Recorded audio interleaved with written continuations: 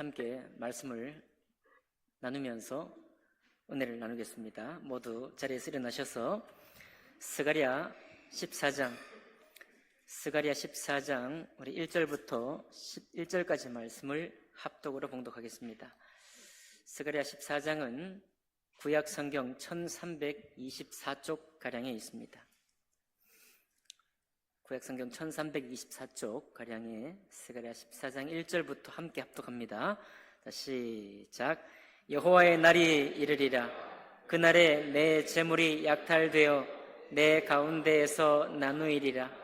내가 이방 나라들을 모아 예루살렘과 싸우게 하리니 성읍이 함락되며 가옥이 약탈되며 부녀가 욕을 당하며 성읍 백성이 절반이나 사로잡혀 가려니와 남은 백성은 성읍에서 끊어지지 아니하리라.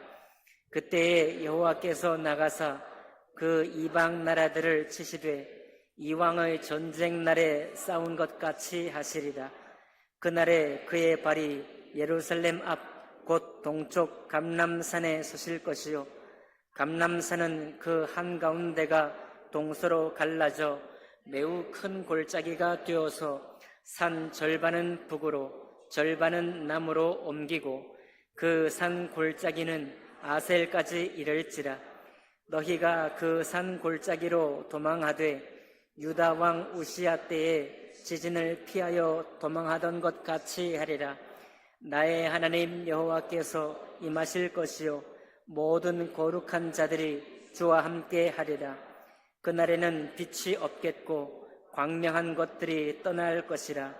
여호와께서 아시는 한 날이 있으리니 낮도 아니요 밤도 아니라 어두워갈 때에 빛이 있으리로다. 그날에 생수가 예루살렘에서 솟아나서 절반은 동해로 절반은 서해로 흐를 것이라. 여름에도 겨울에도 그러하리라.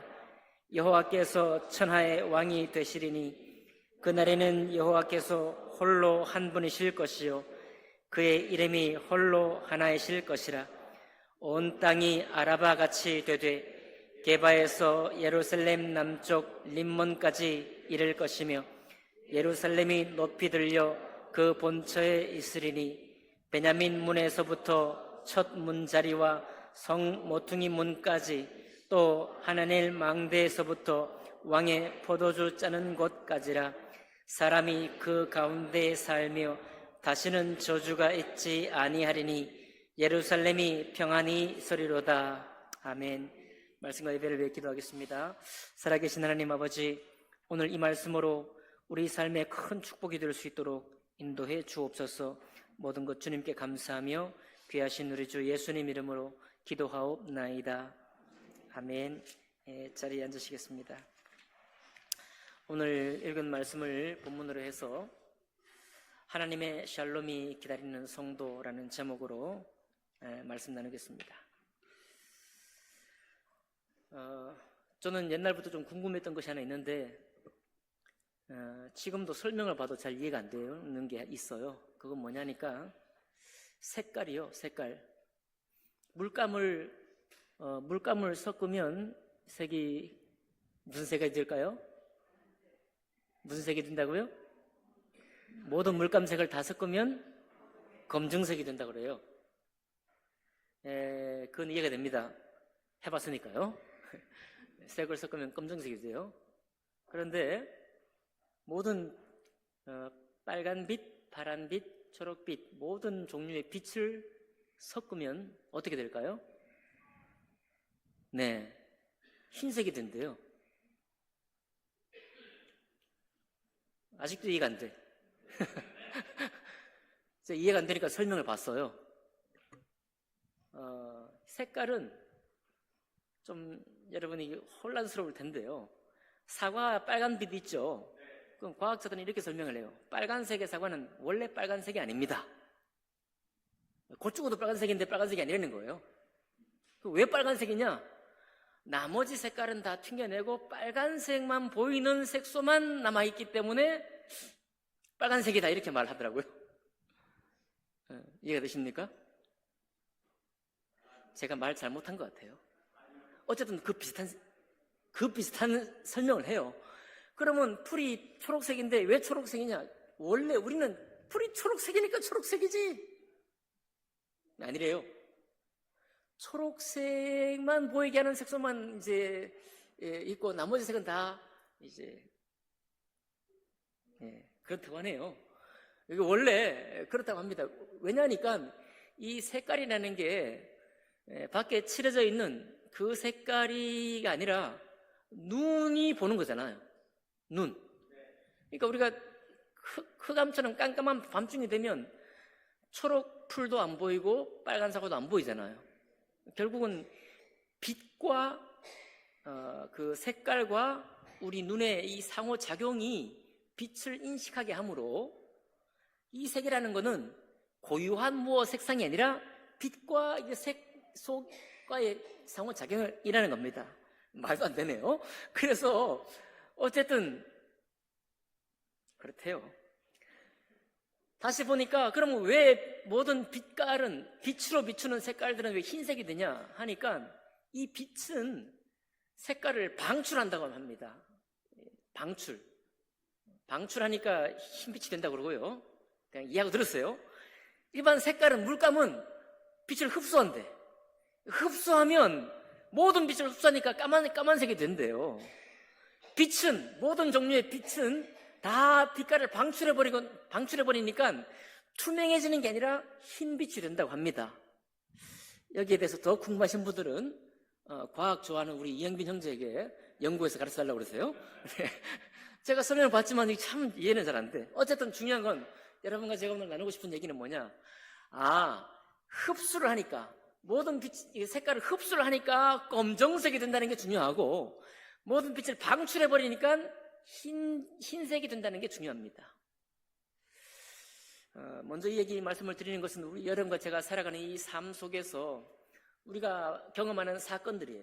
우리에게 충격을 주는 사건들, 때로는 기쁨을 주는 사건들, 모든 사건들이 아울러져서 우리에게 경험이 되는데 그 경험된 사실이 우리 속에 역사하는 거죠. 역사하는데 마치 물감처럼 이것이 전부 다 방출되지는 못하고 이제 받아 넘기지를 못하고 혹은 다른 빛으로 전환하지는 못하고 이 모든 것들을 물감처럼 전부 다 흡수해버리고 나면 우리 마음속에 검은 색깔이 남다는 거예요.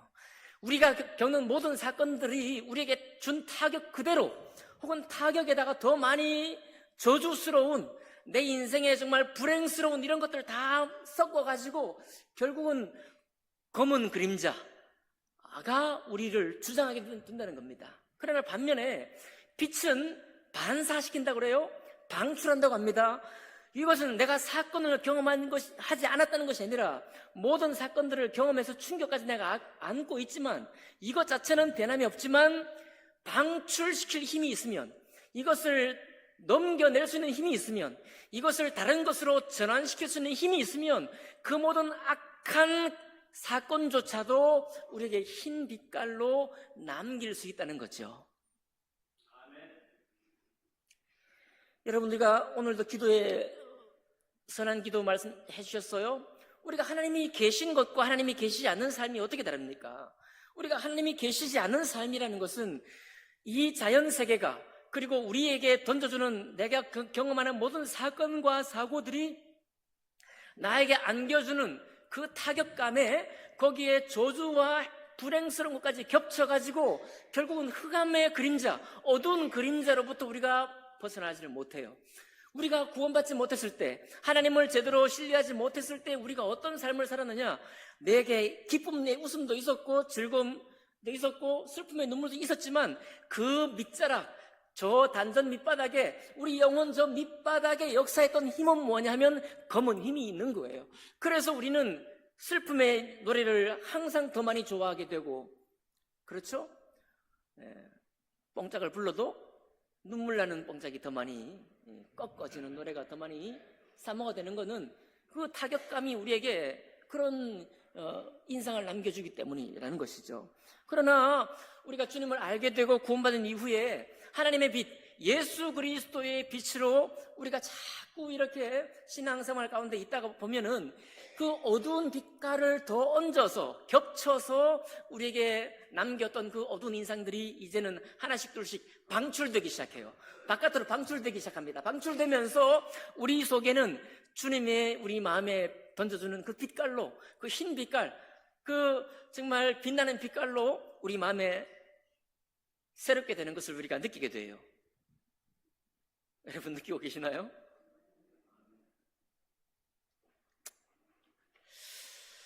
그래서 여러분, 그래서 우리 주님이 계신 삶이 너무나 귀한 것입니다. 이번 여름에도 왜 각종 사건 사고가 없겠어요? 우리는 그렇게 시원한 물과 계곡을 즐기며 아름다운 시간을 보낼 때 왜 그런 일들이 없겠습니까? 만약 그런 사건 사고만 있다고 한다면 우리는 얼마나 슬퍼요. 인생의 의미가 정말 그렇게 의미가 있겠습니까? 그러나 우리 주님이 계십니다.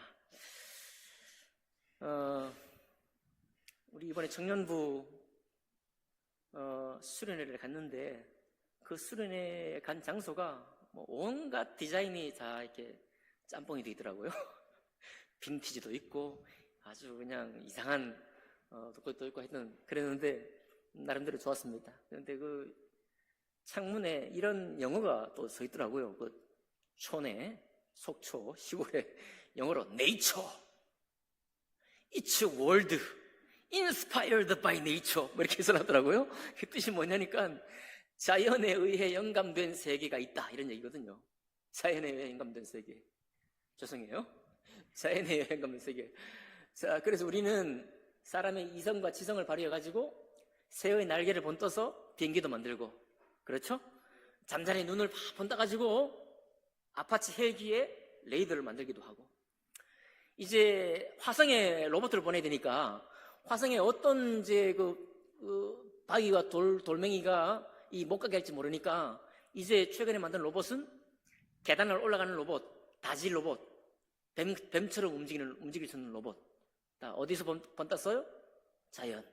자연에 있는 모든 존재하는 것들, 피조화 세계에서 있는 모든 것들로부터 영감을 받아가지고 우리의 지성을 사용해서 로봇도 만들고, 심지어는 요즘은 사람 피부 같은 피부를 일본에 있는 일본에서 세계 최초로 만들었다, 그런 뉴스를 제가 본 적이 있어요. 대단하죠? 그러니까 이제 여러분 너무 슬퍼하지 마세요. 피부가 너무 안 좋다고 해서 사람 피부 같은 피부가 만들어졌대요. 좋습니다. 이런 우리의 지성들이 다 있지만은 그러나 그것들이 다 자연으로부터 영감을 받는 거죠.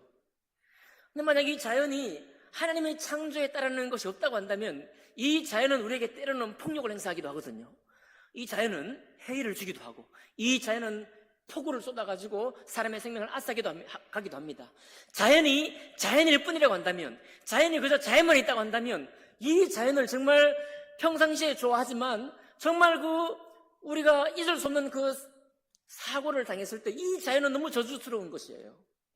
이 자연이 아무리 우리의 사람에게 영감을 주어서 창조적인 어떤 것을 만들어서 인류의 사회에 아주 편리하고 유익한 것을 만들어낸다고 할지라도 그게 나와 무슨 상관입니까? 사건을 당한 나와 무슨 상관이에요? 그 자연은 저주같이 우리에게 임하기도 하는 것입니다. 그러나 태초에 하나님이 천지를 창조하시니라, 이 말씀이 모든 사람에게 위로가 되는 겁니다. 이게 창조의 도식이기도 하지만 자연, 우리의 모든 지성과 이 이성이, 모든 논리가 자연으로부터 영감받아가지고 아름다운 것을 만들어내고 인류의 모든 유익을 위해서 수고하는 바탕이 되기도 하지만 이 자연은 창조주 하나님이 만드셨다는 것입니다. 그래서 자연이 주는 여러 가지 안타까운 일이 있을지라도 그것을 창조하신 분이 주님이시기 때문에 하나님의 스토리가 여기 있잖아요. 하나님의 이야기가 이 성경에 있잖아요. 자연이 우리에게 겪게 하는 이 세상의 스토리만 있는 것이 아니라 하나님의 스토리가 여기 있잖아요. 그 스토리 안에서 이 자연을 주님이 통제도 하시고 주님이 관리도 하시고 주장도 하시는 것입니다. 그래서 어떻게 보면 이 자연이 안겨주는 좋은 것도 있지만 자연이 안겨주는 어떤 좋지 못한 일들이 있을 때 하나님의 스토리가 있기 때문에 우리에게 큰 위로가 될 수 있다는 거죠. 오늘 그 자연이 하나님의 이야기와 낯설게 충돌하는 어떤 장면을 봅니다. 이 스가랴에서 보면요. 우리 잠깐 볼까요? 보니까 6절 보니까요. 6절, 7절 보니까 이상한 얘기가 나옵니다. 그날에는 빛이 없겠고 광명한 것들이 떠날 것이라. 이 빛은 태양빛이겠죠? 여러분, 이 빛은 태양빛이겠죠? 빛이 없겠고 광명한 것들이 떠날 것이라. 광명한 것들이니까 우리 주변에 태양하고 달이 있는데 이 둘이 떠난다는 걸까요? 예. 그런데 그게 중요한 게 아니라 7절입니다. 여호와께서 아시는 한 날이 있으리니, 예, 우리는 몰라요. 이 성경을 기록한 스가랴 선지자도 모릅니다. 아무도 몰라요. 아무도 모르는데 모든 자연의 날은 시작된 때부터 언제까지 흘러가겠죠. 제가 태양을 조사를 해보니까요, 태양이 앞으로 10억 년 뒤에는 태양이 없어질 거래요. 과학자들이 10억 년 뒤에 편안하시죠? 우리는 화성에 빨리 이주하려고 너무 애를 안 써도 됩니다. 화성에. 그 태양이 있는데 어쨌든 10억 년 아직 있어요. 하지만 여호와께서 하시는 어떤 날이 있어요. 그 날은 낮도 아니요 밤도 아니래요. 여러분, 우리 자연세계에 낮이 아니면 밤입니다. 그죠? 낮도 아니고 밤도 아닌 세계가 있을 수 있어요? 없습니다. 근데 낮도 아니고 밤도 아니래요. 그런데 그 다음에 어두워 갈 때에 무엇이 있으리로다? 빛이 있으리로다. 아니, 낮도 아니고 밤도 아닌데 어두워 가는 건 또 뭐예요? 어두워 갈 때에 또 무엇이 있습니까? 빛이 있어요. 야, 이거 뭐 약간 자연세계랑 안 맞아요. 어두워 갈 때 원래 생기는 빛은 하늘에 떠 있는 별이죠. 예. 근데 별이 아니죠. 별은 캄캄하니까. 여러분, 밤하늘에 별이 아무리 빛나도 밤은 캄캄하죠? 그 빛이 아니야. 그 빛이 아니에요. 어두워 갈 때 빛이 있으리라. 마치 석양에 태양은 이제 저물었는데도 불구하고 다시 빛이 생기는 거예요. 자연세계와 맞지 않죠? 우리 창조세계와 맞지 않죠? 맞아요. 바로 이런 때가 있는 것입니다. 하나님의 스토리가 따로 있는 거죠. 하나님이 창조한 자연세계의 운행 법칙이 따로 있지만은, 그러나 그것을 뚫고 나타나는 하나님의 스토리 가운데 하나님의 빛이 따로 있는 거예요. 이 빛은 어두워갈 때 생기는 빛이니까 우리 자연세계에서부터 추측할 수 없는 빛입니다. 어떤 빛이죠? 여호와의 빛입니다. 하나님의 빛이에요. 하나님이 오시겠다는 그 빛입니다. 하나님이 오시는 그날이 있다는 거예요. 그래서 여호와께서 아시는 한 날이 있다라고 말씀하고 있는 것입니다. 자, 그날에는 어떻게 됩니까? 그날에는 8절에 그날에 생수가 예루살렘에서 솟아나서 절반은 동해로 흘러가고 절반은 서해로 흐를 것이라. 여름에도 겨울에도 그러하리라. 에스겔에도 예언하고 있고 스가랴서에도 예언하고 있고 요한계시록에도 예언하고 있는 바와 똑같습니다. 하나님의 성전 예루살렘에서부터 하나님의 생수가 흘러나와가지고 동해로 흐르고 서해로 흐르고, 곧 동해는 사해바다입니다. 사해바다로 흐르고 서해는 지중해 바다예요. 그 바다로 끊임없이 흘러간다. 언제까지 흐르느냐? 겨울에도 흐르고 여름에도 흐른다. 그 말은 하나님의 샬롬, 하나님이 오시는 그날, 그때부터 영원한 평안이 있을 날이 있다라는 하나님의 말씀입니다. 자, 그때의 9절에 여호와께서 천하의 왕이 되시리니 그날에는 여호와께서 홀로 한 분이실 것이요 그의 이름이 홀로 하나이실 것이라. 하나님이 한 분이시라고 말씀하고 있고, 그리고 마지막 11절에 다 같이 읽어볼까요? 11절 시작. 사람이 그 가운데에 살며 다시는 저주가 있지 아니하리니 예루살렘이 평안히 서리로다. 아멘. 사람이 그 가운데 살며 다시는 저주가 있지 아니하리니 그랬습니다. 여러분과 제가 살고 있는 이 땅에는 저주 같은 사건 사고가 끊이지 않습니다. 없을 수가 없어요. 네, 오늘도 내일도 그 훗날도 항상 그런 날이 있습니다. 그런데 주님께서 말씀하시는 거예요. 사람이 그 가운데 살며 다시는 저주가 있지 아니하리니 예루살렘이 평안히 서리로다. 예루살렘에서부터 온 땅에 샬롬, 하나님의 평안이 온 땅에 서게 될 것이다 라고 말씀을 하고 있습니다. 자, 그런데 이 날을 예언한 이날, 스가랴가 이 날을 예언할 때 어떤 일을 다시 먼저 예언하고 있는가 하니까 14장 1절에 2절에 나와 있어요. 환난이 더 먼저 연이되어 있습니다. 여호와의 날이 이르리라. 그 날에 내 재물이 약탈되어 내 가운데서 나누이리라. 내가 이방 나라들을 모아 예루살렘과 싸우게 하리니 성읍이 함락되며 가옥이 약탈되며 부녀가 욕을 당하며 성읍 백성이 절반이나 사로잡혀 가려니와 남은 백성은 성읍에서 끊어지지 아니하리라. 자, 이게 먼저 예언되어 있습니다. 스가랴는 하나님의 성전을 다시 지으라는 선지자예요. 하나님의 성전이 다 회파되고 멸망당하고 난 후에 바벨론에서 돌아왔더니 이제 성전을 지어야 됩니다. 유대인들의 신앙의 중심 성전을 지어야 돼요. 아직 근데 성전이 지어지지 않았습니다. 이제 성전을 지으라고 격려하고 하나님 말씀으로 위로하는 사람이 스가랴 선지자거든요. 그런데 이 스가랴 선지자가 하나님의 성전을 지으라고 막 이렇게 격려하고서 마지막 14장에 와서는 다시 약탈될 것이라고 말하는 거예요. 다시 틀릴 거다. 너희가 다 틀릴 것이다. 이 얘기입니다. 네. 이게 무슨 얘기입니까? 네. 역사가 반복되죠? 이스라엘은 계속해서 환난을 당합니다. 현대 이르기까지도. 맞나요? 아우슈비츠 600만 명이나 죽었던 아우슈비츠를 통해서 예루살렘과 이스라엘은 계속해서 환난을 당해요. 네. 회복이 있지만 다시 환난이 있습니다. 회복이 있고 다시 환난이 있어요. 이스라엘의 역사입니다. 그리고 세계의 역사고 우리 한국사의 역사예요. 그리고 우리 개인사입니다. 여러분과 저도 매일 이 땅에 살면서 주님 믿고 난 이후에 역시 마찬가지입니다. 우리에게도 좋은 일이 있고 나쁜 일이 있고 늘 반복이 돼요. 그것을 말하는 것을 다름 아닙니다. 예, 이스라엘도 약탈될 것이다. 우리도 때로는 어려움을 당할 것이다. 그러니 여러분, 어려움을 당하신 여러분, 이 어려움이 왜 왔나? 왜 나에게 이런 어려움이 오나? 너무 이상하게 생각하지 마십시오. 어려움은 옵니다.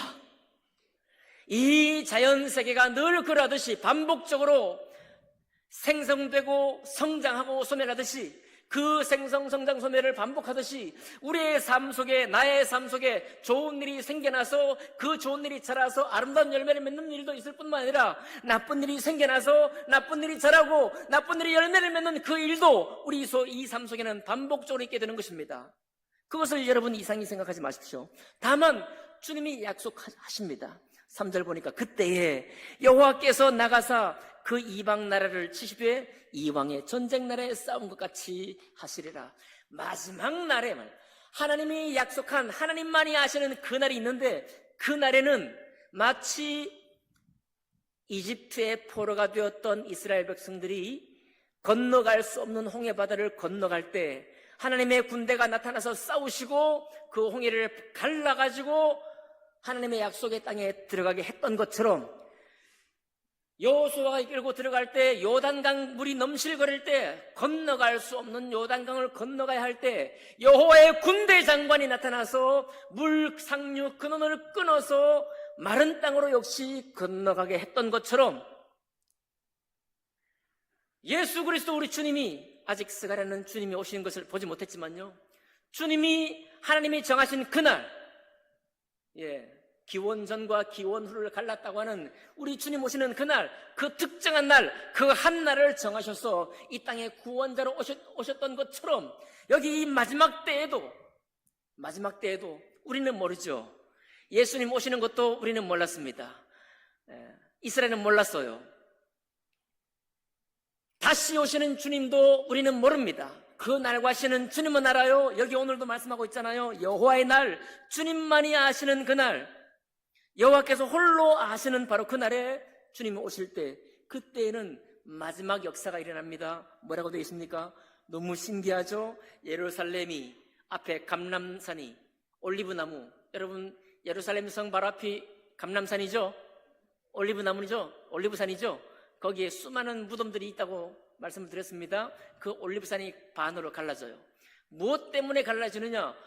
여호와의 발이 그 올리브산 위에 서서 갈라지느냐? 이렇게 하면 하나님이 거인이시죠.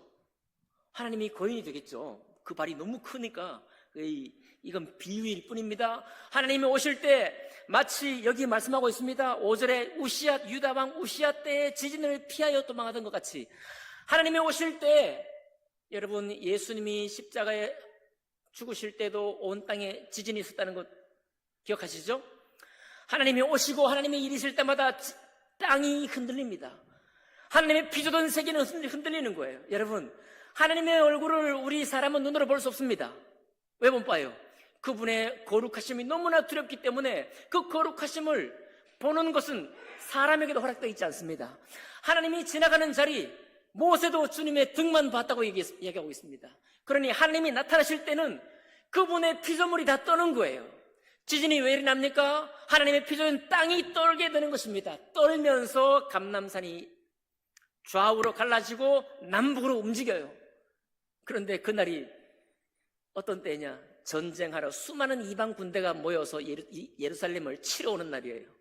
그 치러 오는 날에 많이 약탈되고 죽고 많은 희생이 있는 그날에 하나님이 오셔서 여호와의 군대가 오셔가지고 올리브산을 동서로 쪼갠 후에 지진으로 갈란 후에 남북으로 움직입니다.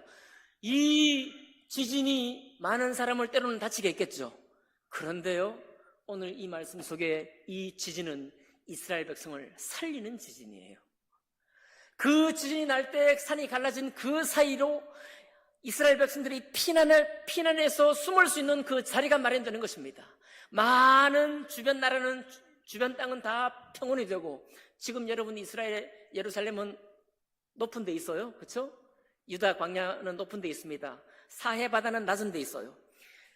모든 주변 나라는 다 평원처럼 낮아지고 아라바 바다처럼 낮아지고 오직 예루살렘만이 높아진다고 오늘 말씀을 하고 있습니다. 어디에 말하고 있나요? 하고 있습니다. 하고 있어요. 4절에 말하고 있고 5절에 말하고 있습니다. 예루살렘만이 높임을 받고 나머지 모든 땅은 평원처럼 낮아진다고 말하고 있고요. 거기에 지진이 나서 많은 재앙처럼 다가온 그 지진으로 갈라진 땅이 도리어 이스라엘 백성들이 피할 수 있는 곳이 된다는 거예요. 여러분, 참 하나님 믿는다는 것은 축복입니다. 왜 축복입니까? 우리가 만나게 될 여러 가지 어려운 일, 괴로운 일, 바로 그것이 우리에게 괴로움을 주고 곤란을 주고 슬픔을 주지만 그 슬픈 자리, 괴로움 자리가 우리가 주님께 나아가는 바로 길이 된다는 겁니다. 하나님께 나아가는 평안의 길이 열리는 그 사건이 된다는 거예요. 바로 이 말씀이 그렇게 말씀하고 있는 것입니다. 하나님이 계시지 않는 사람은 어려움을 당하고 괴로운 일을 당하면 그뿐이에요. 슬픔이 끝날 때까지 슬퍼하는 것 밖에는 없습니다. 그러나 주님을 알고 있는 여러분과 저는 당연히 괴로워 슬퍼 울고 곡을 하게 됩니다. 곡을 하게 되기도 해요. 그러나 그 곡한 자리, 곡한 일들이 바로 우리 주님을 향해서 찬양하고 주님을 기뻐할 수 있는 바로 그런 자리가 된다라고 오늘 주님께서 말씀하고 있는 것입니다. 여러분, 그러니까 우리가 주님 믿는 것이 복이 맞죠? 주님 믿는 것이 참으로 복입니다. 그리고 다시는 저주가 있지 않다고 말씀드렸어요. 이 11절에 자연 세계는 저주가 있을 수 없다라고, 없을 수 없다고 분명히 말씀드렸습니다. 그런데 주님 말씀하는 거예요. 다시는 저주가 없고 예루살렘에 영원한 평안이 있게 될 것이다. 여러분 믿으시나요? 이런 일이 있을 수 있을까요? 여러분, 예수님이 오시는 날을 구약성경에 수많은 예언자가 예언을 했지만은 사람들이 믿지 못했습니다. 그런데 주님이 오셨나요? 마리아와 요셉 사이에서 태어나셨나요? 그러나 성령으로 잉태되셨나요? 그리고 주님께서 예언하신 그 한 날, 주님이 정하신 그 날에 우리 구원자 되신 예수님이 오셨나요? 맞습니다. 여러분, 홍해 바다를 갈라야 될 때, 절체절명의 순간에 이집트 군대가 쫓아올 때 시간을 다투어서 건너가야 될 때 그 순간에 주님이 오시지 않았다면 이스라엘은 전멸하고 말았을 거예요. 그런데 그 순간, 그 필요한 시간에 주님이 오셨습니다. 하나님의 역사가 임했어요. 맞습니까? 요단강 건너가야 될 때 그 절체절명의 순간에 상류 군원이 끊어지지 않으면 건너가지 못하는 것입니다. 그런데 그때, 그날을 그때에 건너갔습니다. 새벽 이른 아침에 여호수아가 준비시켰어요. 여러분들아, 일찍 일어나서 준비하라. 몸을 깨끗이 정결케 하고 준비하라. 건너갈 준비를 하라 라고 명령을 했어요. 그리고 그날 물 상류 군원이 끊어지고 이스라엘 백성들이 그 가운데를 건너간 것입니다. 다 하나님이 정한 날이에요. 하나님께서 계획한 날입니다. 그러니 여러분, 의심하지 마십시오. 하나님께만 아시는 날, 하나님께서만 아시는 날이 사람들을 속이기 위한 것이다, 그런 말이 아니라 참으로 구약 성경에서 그렇게 일하셨던 하나님처럼 이제 마지막 날 하나님이 오시는, 주님만이 정하신 날, 주님만이 아시는 날이 있는 것입니다. 계시록의 새 예루살렘 성을 우리가 이해할 수 없을 만큼이나 희한한 방법으로 묘사하고 있습니다. 우리가 이성적으로 믿기 어려워요. 그러나 그날을 주님께서 그렇게 하실 것입니다. 여러분, 우리 논리가 끝난 자리에 신비가 있다는 사실을 믿으시기 바랍니다. 논리가 끝난 자리에 신비가 있어요. 여러분, 자연 계시가 끝난 곳에 특별 계시가 있습니다. 이성이 끝난 자리에 하나님의 계시가 있어요. 물론 계시의 힘이 너무 강해져서, 혹은 신비의 힘이 너무 강해져가지고 아무거나 믿으라고 말이죠. 이렇게 하면 이성이 필요한 거예요. 논리가 필요한 것입니다. 자연이 필요한 거예요. 그러나 자연 때문에, 사람의 이성과 논리 때문에 하나님의 계시와 하나님의 신비가 가려진다면 그건 주님의 스토리가 아닙니다. 주님이 우리에게 베푸신 것이 아니에요. 여러분, 그래서 자연과 충돌해, 자연 법칙과 주님 말씀이 충돌해 하등 이상할 것이 없습니다. 왜냐? 태초에 하나님이 천지를 창조하셨기 때문입니다. 아멘. 여러분, 그러니까 우리 오늘도 이 여름 가운데에서도, 혹은 지나간 우리의 삶의 자리에 안타까운 일이 있을지라도 주님을 신뢰하시면서 다 모든 것들을 방출하셔서 하얀 빛, 흰 빛으로 바꾸신 여러분과 제가 되길 원합니다. 마지막 말씀 전합니다. 여러분, 빌립보 교회에서 루디아를 사도 바울이 만났어요. 여러분, 그 빨래터는 그런 얘기를 하더라고요. 가이드 목사님이, 빨래터는 네이버입니다. 지금의 네이버입니다. 모든 정보들이 교환되는 자리예요. 요즘은 어디가 그런 건가요?